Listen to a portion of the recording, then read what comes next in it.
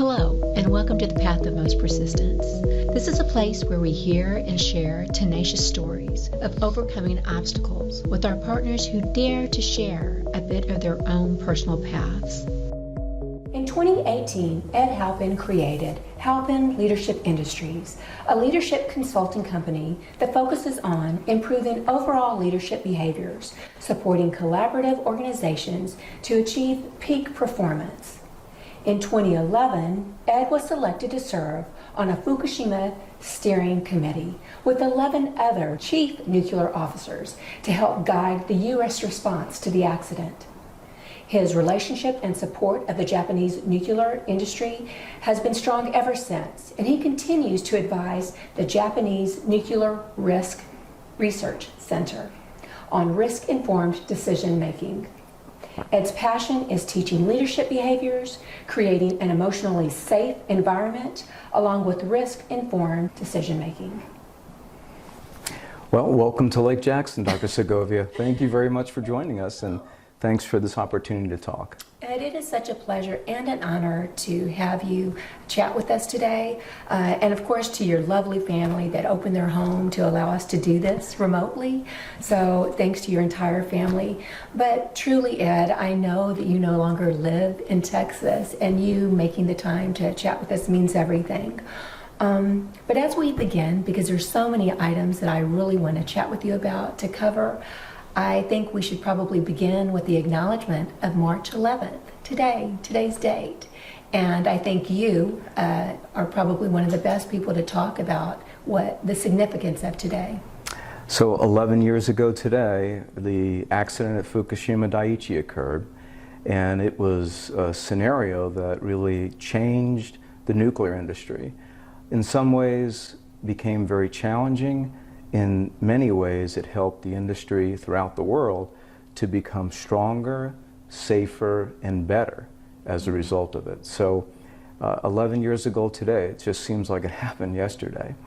In regard to our topic of what we're talking about, which is the pathway of persistence, if there is a persistent team, it is the Japanese, my Japanese colleagues.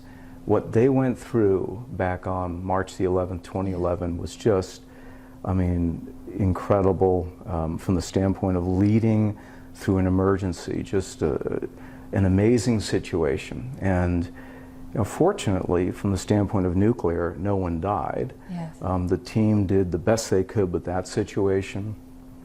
And we in the United States, as a nuclear industry, have tried to work closely with them to, number one, learn the lessons, so nothing like that happens here in this country, and number two, to help them recover. And I can tell you, through everything that they have done, through their persistence, through their determination, through actually their humility in sharing these lessons learned, they have gone through an entire regulatory change of nuclear in that country. And their entire regulatory system has changed. Their whole structure has changed. Their leadership has changed. And they've really done a fantastic job in going back through, redoing regulatory reviews of their nuclear power plants. Yes. And right now, they have 33 that will become operational. 17 of them have been through this extensive review, and about 10 are operating. So yes. Japan is coming back. They went from the accident, shutting down all the nuclear power plants, to operating 10 today. And I consider them to be incredible examples of persistence, and I'm just very proud of the relationship that I have with them. That's wonderful, and I thank you for mentioning that. And I also, just to piggyback onto that, I've had, of course not as extensive as you, but I've had some collaborations with some of the folks in Japan at that level, but also at the university level, and they've always been so generous in sharing what lessons learned, what they're trying to do, being very collaborative and supporting what we're trying to do. And just a special recognition to Kendai University. This year we're celebrating the 60th anniversary of our trigger reactor at Texas A&M. That's great. And we have our colleagues at Kendai University who are also celebrating their 60th anniversary. Theirs was the official date was in November. Ours was in December. So we've been, this whole year, we've been trying to co-celebrate together. And I'm so happy that they're in a place that they can begin the celebration, because 10 years ago, they weren't in a place to celebrate their 50th. So it's so commendable, and I know it goes to all the exports that also supported their endeavors too. So that's really wonderful to hear. And because there are so many topics, Ed, that I want to talk to you about, I just want to touch on a little bit because of the situation globally that so many of our countries that are concerned about on the political side of things. But I don't want to talk politics. What I do want to talk about, just for a moment, is nuclear power. In just a moment, and the fact of the importance of nuclear power, not only in the U.S., but also globally too, again, because today is March the 11th, 2022. There are some things going on in the world that are concerning, but how is it that the general public how would you suggest, if you had a platform to really talk about, reassure folks on nuclear, what would be some of your talking points on that? Well, I mean, the bottom line is that having been in the industry for almost 40 years, these nuclear plants are run with safety being put first in all endeavors. The training is incredible, the designs are robust, and I think the leadership overall does a great job of making sure we take care of first things first. As I said, safety first, yes. and really focusing on excellence. So the industry has had to learn. This is an organization throughout the world, World Association of Nuclear Operators. Here in the United States, we have the Institute of Nuclear Power Operations. We have the whole nuclear community in the United States. And quite honestly, we've learned lessons. Yes. We have had cultures and companies that have shared those lessons openly with each other. To me, it's an industry that, when we make a mistake, we raise our hand and we correct that mistake. We get it out in the open. We're transparent on what we do. Nuclear is a powerful technology. We treat it as a powerful technology. We are not complacent. Things like the accident in Fukushima, our nuclear plants are very robust, run safely. But as chief nuclear officers, we had the mindset that, tell yourself, that can happen here. Yes. And even though it may not, from a design standpoint, be true, because a lot of our reactors are really in great shape in regard to how they're operated and their design, but if you have that mentality where you can say, it can happen here, you'll do everything possible to add in layers of protection and to oversee the plants. And like I said, the plants today, especially in the United States, are safer and yes. better than what they were 11 years ago. And so nuclear, as I said, it's a powerful technology. You take a look at some of the plants that I've had the privilege of being a part of, yes. teams that I've had the privilege of working with here in Texas, South Texas Project, yes. Incredible design, one of the most modern, and a great track record for 30 years. Out in California, Diablo Canyon Nuclear Power Station, been running for almost 40 years, over 90% availability, safe, produces almost 9% of the power, electrical power for the state of California. Yes. It's all clean energy. Yes. It is all relatively affordable. Yes. I mean, you look at what's happening with fluctuations in gas price, etc. Yes. And all of a sudden, nuclear to me has always made sense. But today it seems to make a lot more sense, especially when we're focused on the environment, when we're focused on clean energy, and we're focused on affordability. Thank you for just having given us a brief review of your beginnings. I know for anybody that knows anything about you, they know that you've had so many accomplishments, professionally, academically, personally, all the things. And and for those that probably don't know so much, I know your life has been very challenging in lots of ways, especially in your younger years. But for, I guess, the purpose of our conversation and our audience, for some people that don't know you, have never heard the name Ed Halpin, they may look at you and your resume and go, look at him. He's had all this professional success. He's had all this academic success. He has a wonderful reputation. His life has been just easy. It had to have been. So I love having these conversations because I think for some of our listeners, they realize that our phenomenal guests that chat with us, that this gives them an opportunity to demystify all that success, that everybody has challenges, some more than others. But for those that don't know all your challenges, how is it that you can inspire them instead of just being overwhelmed by your success? What is it that you can share about that, about being persistent in challenges? And I know you've listed off things like, not allowing people to press your buttons and to stay focused, but on the day-to-day, Ed, how do you do that? When somebody is confrontational with you, if somebody says things or does things to you that are very hurtful, on the day-to-day, how do you work through that to stay positive? It is, I think, always a challenge. It would be probably not true if we didn't acknowledge that, and you do have to work at it. What I try to do is, as I said and mentioned, and I learned this, I think, early in my life, is take responsibility for my feelings. Not blame how I feel on someone else, but recognize that things are going to happen around me, and the feelings that I have, the emotions that I create, I created them, and take responsibility for it. If I'm feeling angry or upset or I don't know, maybe disappointed with someone or something, go back and I take a look at the situation and the facts and really ask myself, how should I feel about this? And do that self-examination in regard to how I'm feeling. And the reality is you have to take ownership of what's in your mind and what's in your heart. Yes.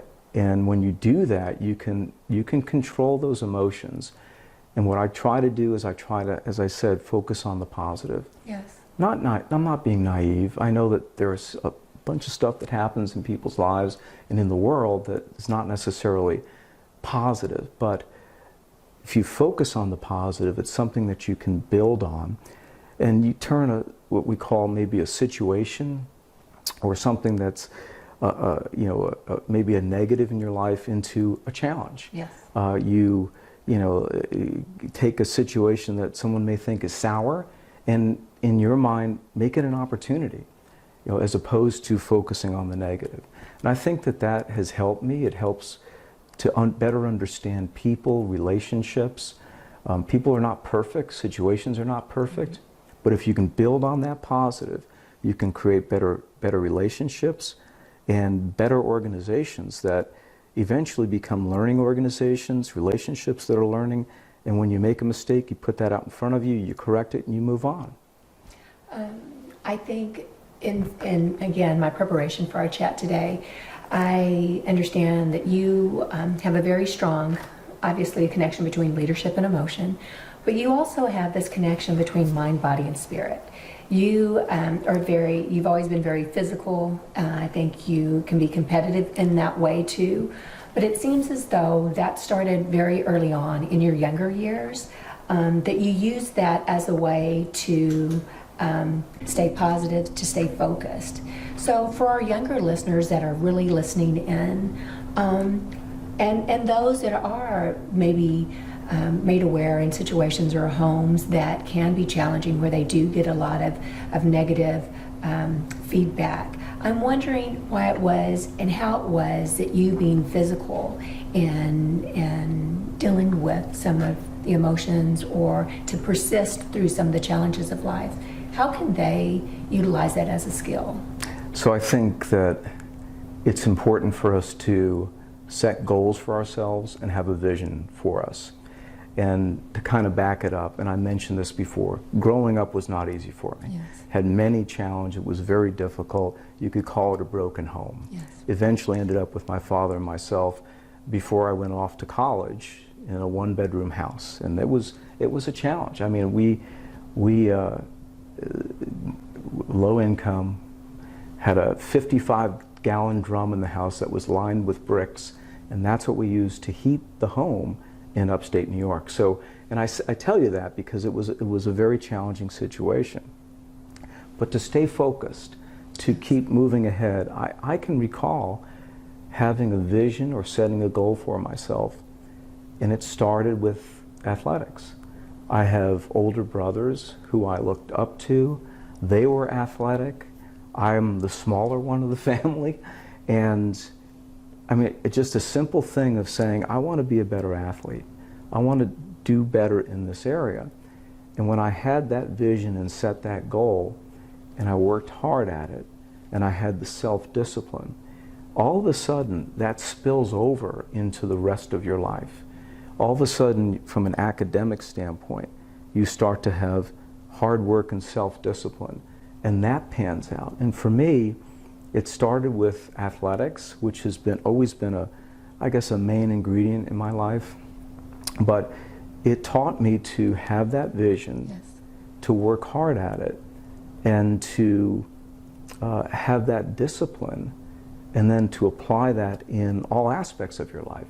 I found out that if I worked hard at something, maybe it's academics or a goal in that area, yeah, I may not be the smartest guy in the room, but if I work hard at it and apply myself and have that discipline, I can do fairly well in certain areas. So yes, that was, I think that helped to sustain me, helped to propel me forward.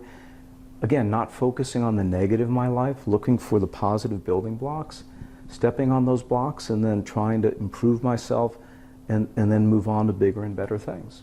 Thank you for that. I think so many times when we're overwhelmed, and it could be a person of any age, a younger person, a more wise person, that's myself, as we get wiser every year. But I think it's important to find that balance. We hear that a lot, but you can so easily fall into overworking for work, or maybe over-exercising, or whatever it is, that where there's an imbalance. And I think it's important that we do speak to it, and especially someone that is as accomplished as yourself, that you recognize that early on and you maintain that over the years. Undoubtedly, that's had to have helped you in so many successes, is finding that balance to be to serve, to support your whole person, your whole body. So that's important. And I want to since we're talking about the physicality of things, the athletics of things, you went into the Navy, I understand. You were quite accomplished there, but you were also a boxer as well at some point. Yes, I was, back at the Naval Academy. So at the Naval Academy, when you first start, we are required to go through a number of different sports, and you're tested as they call it a plebe, but your freshman year. And it turned out that during plebe summer, I was good at boxing. So I joined the boxing team. And I would say from a mentorship standpoint, had just a great experience in life, which ties back to vision and ties back to working hard. Valerie, I don't box today. I am not a boxer, okay? I just want to make that clear. Yes. But it's about the life experience that I had. I had a coach, his name was Emerson Smith. Emerson passed away several years ago. And being on the boxing team, I was good enough to letter, but what Coach Smith put in my mind was, he said, look, you ever want to be a national champion? You're going to have to get up in the morning with the team and run. You're going to have to go to Halsey Fieldhouse. You're going to have to go on the 5-mile runs. I said, Coach, and this was my junior year, I said, Coach, I'm up studying till midnight, getting up at 5 in the morning and going out. I just can't do it. And he just kept drumming that into my mind. That summer, I coincidentally had some time off. I will never forget, and this goes back to vision, working hard, and being disciplined.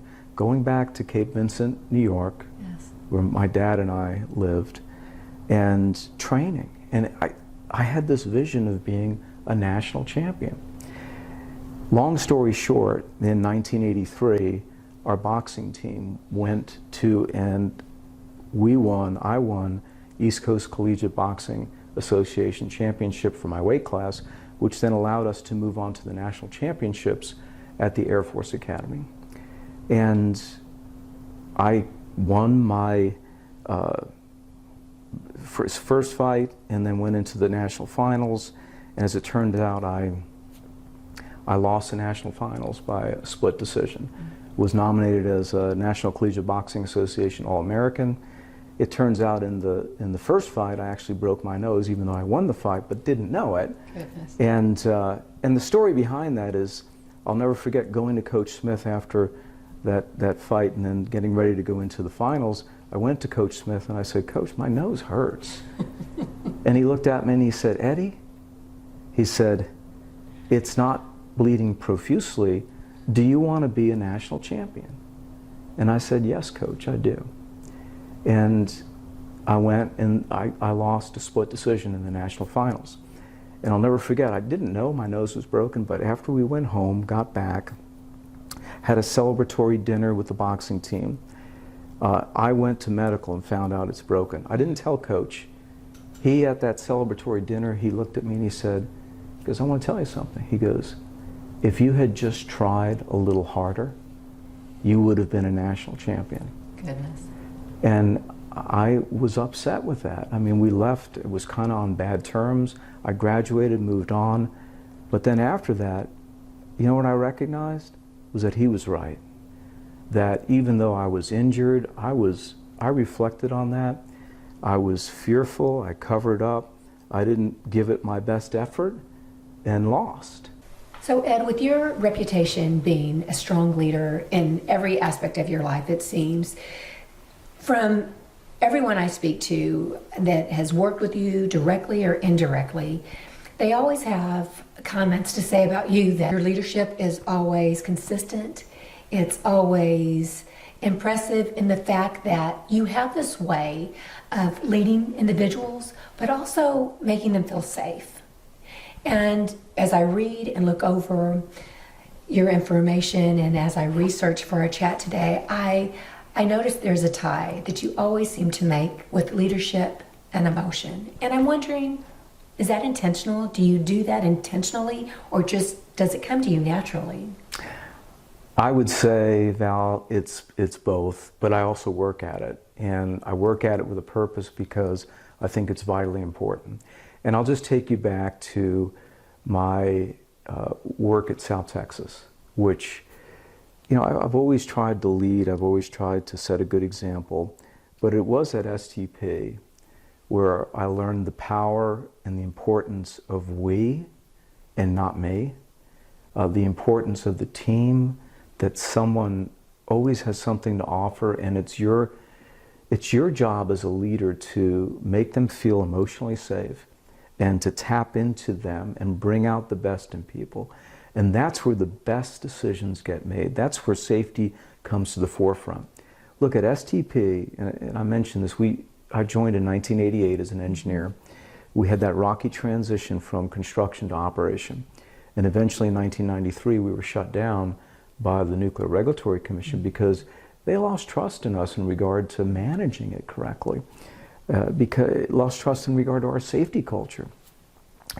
And we tried to change, new leadership was brought in, and the focus was on a we team, being collaborative. But quite frankly, didn't understand the behaviors on how to do that. Yes. But we learned those behaviors through something called facilitative leadership, as well as crucial conversations. And I saw this transition from a get-it-done, production-oriented organization to an organization that was all about tapping the power of participation. We went from being at the bottom of the heap in regard to nuclear power plant performance in the United States to being in the top quartile, top decile in a period of 2 years. The same people, a few different leaders at the top, but the same team who, because we changed our behaviors and focused on collaboration and focused on emotional safety, valuing what people had to say, and then worked through a process of how to take everyone's input and kind of work it through and come up with the best decision. To to me, that was so profound. And it made such an impact on how I behaved. And I really took what I learned year after year in regard to that skill set and tried to live it, breathe it, implement it, recognizing that it's not about me, it is about us. I have had great people that I've had an opportunity to work with, Yes. and it is those teams that had that success, not me. But what I have had the privilege of doing in learning those skill sets is enabling those teams to perform with excellence. That's amazing to me, Ed, because you speak about the team basically being the same. There was a little bit of leadership change, but to have such a dramatic change in culture, that is profound with the same team members. So that just goes to, again, prove that culture is everything. How people feel, it's not just what they know, but how they feel. Do they feel safe?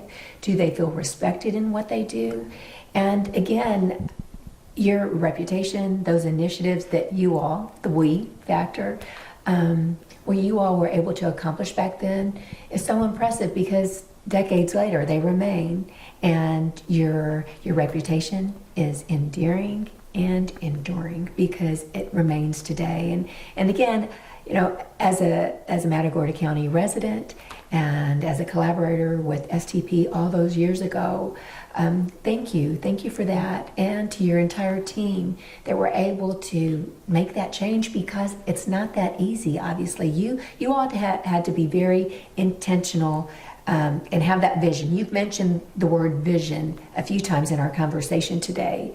And I think that's incredibly important for anyone that is on that path of having to be persistent. Because as we've talked about, life can be difficult. There's lots of challenges, but you have to have a goal in mind. I agree 100%. And sometimes, and this is important for people to understand, have a goal, have a vision. People don't do that. They don't have goals or visions, and they meander through life. Yes. Whether it be inadvertent or have always tried to have goals. I distinctly remember going to the Senior Nuclear Plant Managers course back in 1999, Yes. conducted by the Institute of Nuclear Power Operations. And that 5-week course had a very profound impact on me. I remember one of the presenters, who was an officer at one of the utilities, came in. He was not a good presenter, but the one thing that he left us with was, he said, stand for something. He said, have a goal for yourself. Yes. Write it down. And I did that. We took the time to sit there and not just in the course, Yes. but it took me several months to actually really think through what do I stand for. And we all wrote it down, we sent it back, and we sent it to that officer who gave the presentation. And a lot of people don't have that clarity. Mm-hmm. And it is that clarity, and it may change over time, but that can help guide us and get to the next level. I carry that list around, Valerie. It's on my iPhone. I look at it periodically to really remind myself, what do I stand for? And it starts with integrity, and compassion for others, but integrity and knowing the truth in my life. And it ends, and it's 6 different items, and it ends with, putting first things first in my life, putting my dedication and my faith and my love of God into what I do each and every day. That is so impressive to hear. And Ed, do you want to cover, I think you call them your 6 principles. Do you want to go over those 6? I know you mentioned the first, integrity, but would you like to talk about any of the others? Sure. It starts with integrity, making sure that you don't just have your words go with the flow and support. Have integrity. Make sure it's the truth. Make sure you're dealing with facts, okay, and you're not spinning something. Mm-hmm. And in that integrity, it's got to be wrapped in transparency. So it was integrity first. The second which is very important, is compassion and empathy and care, and just, love for others. We're humans. I think it's vitally important to never put yourself above others, to be humble and to have that compassion for others. The third one, and you're challenging me on memorizing this, but I'll get them. The third one is to strive for excellence, not perfection. We're not perfect. I love how you distinguish that. Please say more. Well, I just think that, if you really strive for excellence in everything that you do, I think you'll be satisfied with the quality of your results and have a bit of pride in what you deliver. Yes. We're not going to be perfect. We are going to make mistakes. Yes. I've made mistakes throughout my life, wrong decisions, things you say to people, but just strive for excellence. And I think that becomes a part of you and really produces good things. I think that, it's important to have a sense of vibrant health in your life. I have refused to, in my life, and I've had several challenges from a health standpoint, but I've refused to allow myself to decay away. I try to take care of my body because it makes me feel good, and I have a tendency to perform better. And then as I said, first things first, putting my faith in God first in my life and making sure that I try to live by Bible principles and inculcate those into what I do each and every day. And it ties into the ones I just listed. Absolutely, and thank you for sharing those principles. Obviously they're working for you and they keep you balanced and healthy and well. But, Ed, again, I just want to pivot just a little bit more, and I'm struck by some of the comments that you made about the struggles that we have, growing up. I think there's a lot of us that maybe had a childhood that we did not want for our own children, right?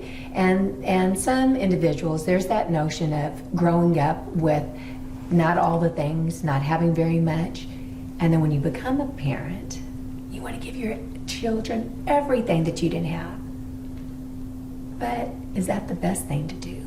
So how did you navigate having a childhood that maybe wasn't ideal, and then raising your own children? How do you find that balance of what you experienced and what you want for your own children, and raising them in a way, because obviously you've been successful, you have opportunity, you have resources, but how do you raise your children to be what you want most for them in that way without going to either extreme?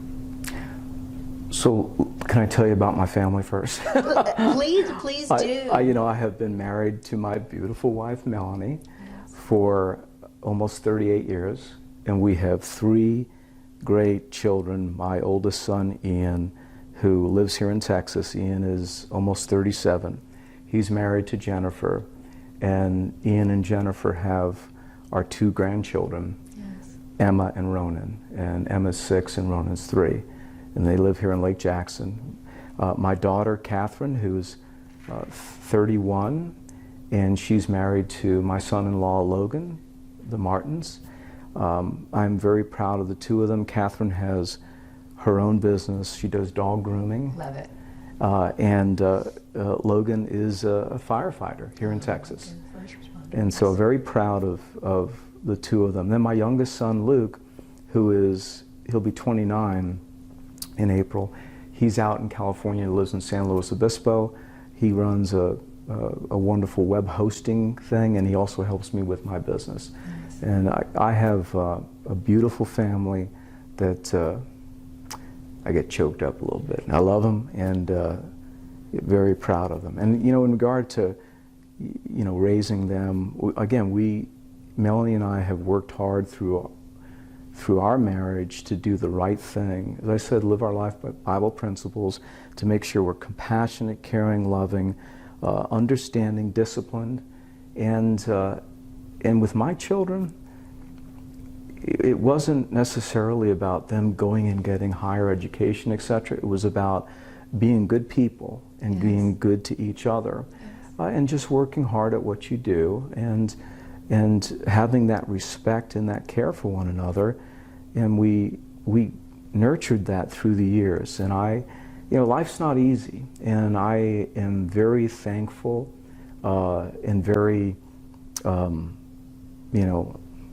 just pleased with how the family's turned out. We love our family, we love our time together, and the only not regret, but I have a good portion of them in Texas, yes, and then we have some out in California. A bit of a distance. But we're yes. making that work. Yeah. It was a challenge during COVID. We couldn't come back, etc. But we worked through that, and we're here now, and we look forward to our future together. Thank you so much, and you're being so generous to share your family information. I thought it would be okay because I think we're Sure. simpatico in that way, that You we bet. love our families You bet. and we're proud of our families. But I personally, I always like to ask others about finding that balance, because there's that aspect of parenting when you get to a certain level of your professional life where you do have resources maybe that you never thought you would, or that you certainly didn't have when you were young, and there's that sometimes that desire to give your children things, and I always found that I had to be very intentional. My husband and I had to be very intentional about being focused, having that vision with what we wanted our children to be, what we wanted them to have and to not have. And so I just appreciate other people that have obviously found a way to have wonderful, loving families, and how they were able to do that, especially if it may or may not have been different from their own background. So thank you for sharing that. I love hearing about other families, so thank you. You bet. As a person that hired a lot of individuals, what are some maybe traits or some recommendations that you might have to young folks, young individuals that are putting themselves out there? How should they lead when approaching a prospective employer? Do you have any recommendations of what is important to put yourself out, or how you, so to speak, advertise yourself on social media for young people? Well, I do. I mean, and people may not necessarily agree with this, but what I found was important with individuals who I interviewed, who I had discussions with, people who I hired, was number one, to really have a passion about what you're doing, yes. right? So you may not have all the answers, but have a sense of, this really is something that I'd like to get into. I'm excited about it. I'm excited about the organization. And it has to be true in your mind and heart, okay? So you can't fake it. So it's coming in with a passion for why you want to be a part of this project or this organization or this path going forward, number one. Number two, be respectful. Have respect for people. Show up well, Yes. okay? Don't be late. Yes. Be kind in regard to who you are, and be inquisitive. Absolutely. Right? And I think with that passion, with that respect, with just showing that and showing up for your interview or for whatever the discussion is, it goes a long way, and it goes a long way in the first couple of minutes of the discussion, or in a meeting, or in a job interview. Thank you. That's so valuable to hear, especially from someone with your stature and with all your experience. I have one of my closing questions. I want to know your thoughts on forgiveness. And I ask you that not only in the personal sense, but you turn on the television, all the things that we're going through, through COVID, politically, socially, there's that tendency to look within, that whole I perspective, how you made me feel. I'm wondering if you could just talk a little bit about forgiving others, forgiving yourself, and to live in a way with balance and harmony so that we can have fully healthy lives emotionally, physically, intellectually. Can you talk a little bit about forgiveness? Sure. I mean, I think that it's important to be forgiving. In the industry that we're in, when it comes to someone's personal performance, we're looking for excellence, right? Yes. But people are imperfect. They're going to make mistakes. I think that, as a leader, as you lead people through certain scenarios, like I said, people will make mistakes. Okay, so you forgive that, okay, and let's learn from it, and let's put that behind us. And now that we've learned from it, let's move ahead.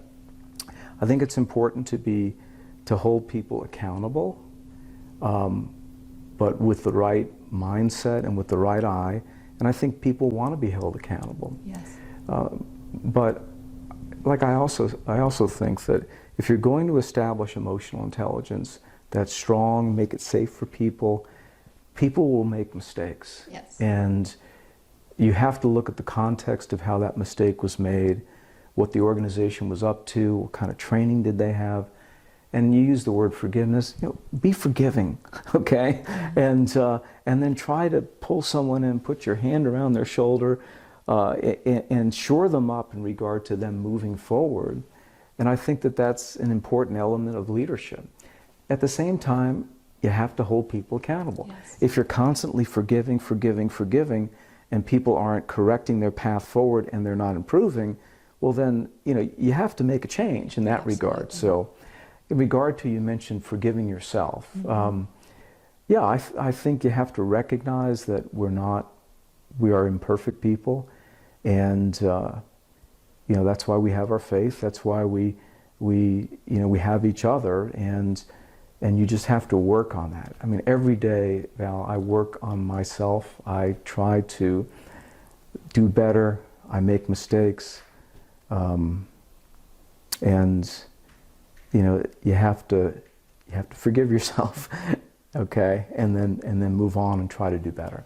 Thank you, and I really appreciate that you mentioned, you've said it a few times during our conversation about it's something you work on every day. Just a quick question, did you ever have a conversation with Coach Smith about your change of his last comments to you? Did you ever have a conversation, a follow-up? That's something that I never did, because he passed away. Yes.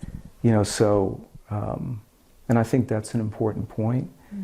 Mm-hmm. Sometimes we tell ourselves a story in regard to an interaction that happens, and we get mad and angry, and maybe we go down the downward spiral, and we lose a relationship. Mm-hmm. We lose touch. Yes. And then we find out that person's no longer here. Mm. I mean, that's happened to people I know in my own life, etc. And it happened with Coach Smith. Mm.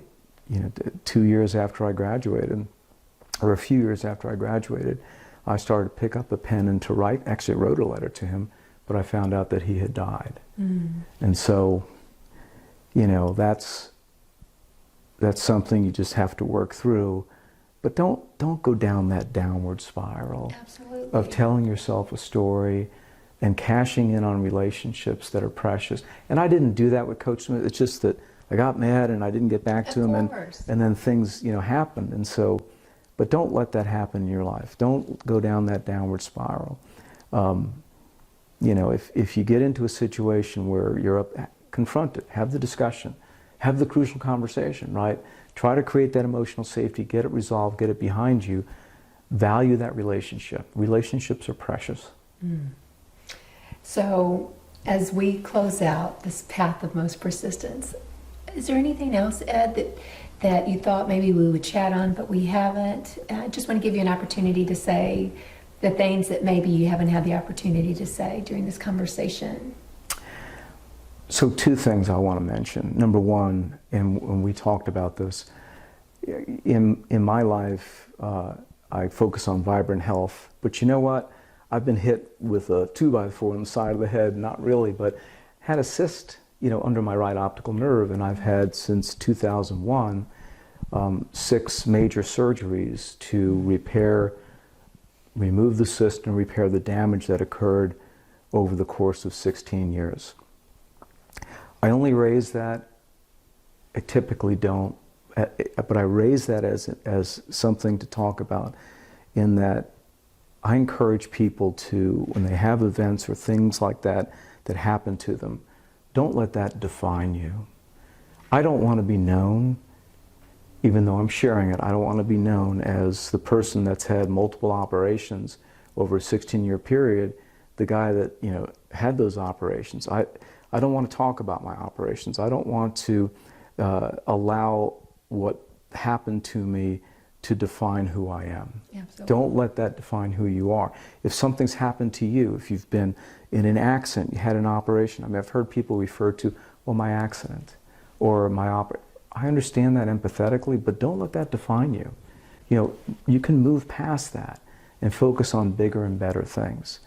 The other thing I wanted to mention was just the team out at Diablo Canyon in California.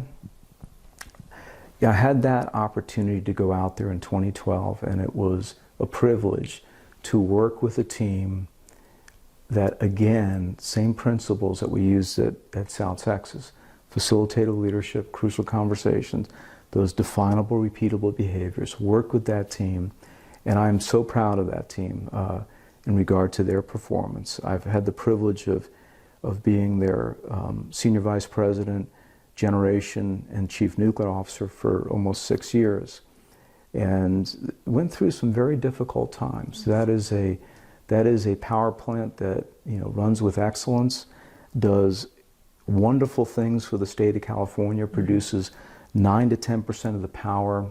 It's clean, it's affordable. Those units we had to announce would not have their licenses renewed, and they would shut down in 2024 and 2025 after 40 years of operation. You know, I'm hoping that people look at the current world situation and really understand and value just what a strategic asset those two units are and that team. That's a team that has done fantastic things. You know, I'll mention Paula Gerfen, who is a chief nuclear officer, and recognizing leaders who are women, right, in our industry. Paula and that team has just done an outstanding job. I'm very proud of them, and they have the task of, you know, trying to push it over the finish line whenever that finish line is going to happen. Right now it's planned for 2025. I hope for better things for those nuclear units, and I just wanted to recognize that team. I'm just very proud of them, and I thank them for their leadership and what they've done for the state of California. Thank you. That's wonderful, and thank you for bringing them up, as I did not have them in my notes. But I just want to say to you, Ed, thank you so much for chatting with me today. I think that all the aspects that you brought up, all the points, all the stories, all your experiences are going to be so valuable to our audience. And again, just as a person that was in a community with which you had a strong leadership role, thank you for that. You made a difference. You continue to make a difference. And I feel so honored to know you, and certainly that you've shared time with me today. Thank you very much, Valerie. Thank you for your support, and thank you for this opportunity to talk today. I appreciate it. Wonderful. And to our audience, thank you so much for listening today. I hope you've had the opportunity to listen to the entire conversation and all our other conversations. And all of us, please, let's be like Ed. Let's have a vision for ourselves. Let's strive for excellence, not perfection, but excellence, working hard every day to better ourselves. Mind, body, and spirit. Have a wonderful day. Thank you.